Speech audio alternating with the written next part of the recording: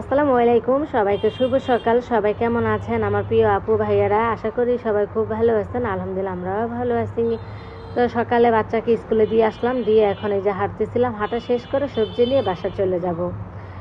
তো আজকে কিন্তু সকালবেলায় বৃষ্টি আসছিল, তো এখন আবার এই যে বৃষ্টিটা নাই, আবার একটু পর আসে এরকম।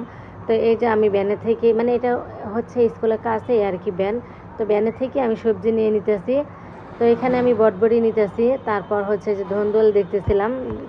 তো কিছু সবজি নিয়ে আর কি যাব, তারপর ধনিয়া পাতা নিব। ধনিয়া, ওই যে বিলাতি ধনিয়া পাতাটা নিলে এটা আবার মানে লাগানো যাবে টপের ভিতরে, এই জন্য। তো অল্প করে আর কি নিচ্ছিলাম, এই যে মাপতেছিল বটবডি। তারপর বাসায় আর কি আমি আসলাম, বাসায় এসে কিছু নাস্তা বানিয়ে নিলাম। এখানে একটু পেঁপে আর হচ্ছে আলু দিয়ে একটু সবজি রান্না করতেছি রুটি দিয়ে খাওয়ার জন্য। এই যে এখানে রুটিগুলো গোল করে রেখে দিছি, সবজিটা হলে আমি রুটি বানাতে বসে পড়বো। তো যাই হোক, তারপরে এই যে রুটিগুলো বানানো শেষ হলো, আমি রুটিগুলো ভেজে নিতে আসি। তো অনেক সকালে বেলায় বাচ্চারা স্কুলে চলে যায়, তো আমি আর কি সকালে রুটি বানাতে পারি নাই। তো এখন আর কি রুটি বানায় নিচ্ছি। তারপর আমি তো নাস্তা খেয়েছি, বাচ্চাকে স্কুল থেকে নিয়ে আসলাম। তারপর এখন আবার একটু খিচুড়ি রান্না করে নিতেছি। এই যে পাতিলটা, ছোট পাতিলটা, এটা আমার একটা শখের পাতিল। তো ছোট জিনিস আমার কাছে ভালো লাগে। তো এই পাতিলটা এর আগেও আমার ব্যবহার করা হয়েছে, তাই ভাবলাম যে আজকে একটু নামিয়ে খিচুড়ি রান্না করি। যেহেতু বাইরে মানে বৃষ্টি পড়তেছে, হালকা পাতলা বৃষ্টি হচ্ছে, তো বৃষ্টির দিন তো খিচুড়ি ভালোই লাগে। পোলাও চাল দিয়ে আর 3 রকমের ডাল দিয়ে আমি খিচুড়িটা রান্না করে নিতেছি। আর হ্যাঁ, সাথে কিন্তু আমি একটু আচারের তেলও দিছি, একটু ঘেরান আসবে, আচার একটা ঘেরান বের হবে, এই আর কি। অল্প করেই রান্না করে নিতেছে শুধু আমার জন্য, আর বাচ্চা যদি খাবে।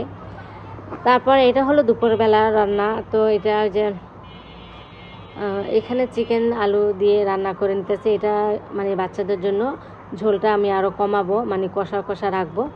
আর আমাদের জন্য মানে কচু নিয়ে আসছিলাম, যে কচু দিয়ে চিংড়ি মাছ রান্না করব। তারপর আর কি চিংড়ি মাছটা বাচ্চারা ধরতে দিতেছে না, বলতেছে আম্মু চিংড়ি মাছটা ভুনা করবা, আর তোমার এই যে কচু নিয়ে আসছো এটা কী দিয়ে রান্না করবা জানি না, এই আর কি। তারপর ভাবলাম যে নিয়ে আসলাম, এখন চিংড়ি মাছ মনে করে চিংড়ি মাছ তো ধরতেই দেয় না। তা যাই হোক, এখন আমি এই যে মানে চিকেন দিয়ে আর কি কচুটা রান্না করে নিতেছি। অবশ্য আমি চিকেন দিয়ে কচু কখনো রান্না করিনি, এই প্রথমবারের মতন রান্না করে দেখতেছিলাম যে আসলে খেয়ে দেখবো কেমন লাগে। এই প্রথমবারই কিন্তু আমি রান্না করতেছি এরকম খাবার, হ্যাঁ মানে এরকম একটা রেসিপি।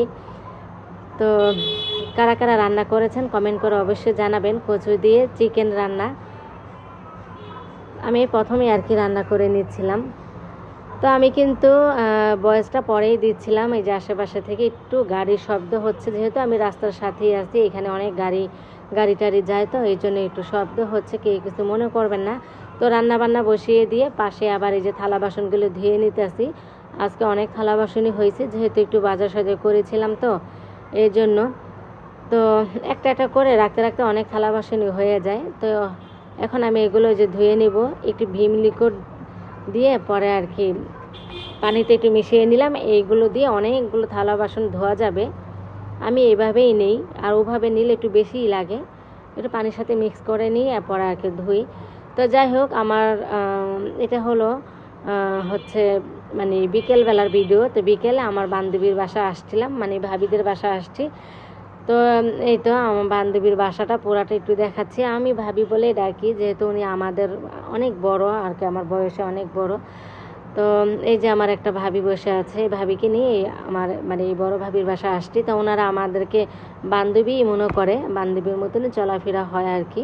তো বয়সে কিন্তু আমাদের থেকে অনেক বড়। তো এই যে ভাবির বারান্দাটা দেখছেন, মাশাআল্লাহ কত বড়, কিন্তু বারান্দাটা অনেক বড়। আর রুমগুলো ওই পাশে আরও কয়েকটা রুম আছে, ওখানে আর কি আমি পুরো দেখাতে পারবো না, যেহেতু ওনার ছেলে মেয়েরা রুমে আছে, শুয়ে আছে, কেউ পড়তেছে। যাই হোক, তো ওখানে আমি আর যাচ্ছি না, ওনাদেরকে ডিস্টার্ব করে লাভ নেই।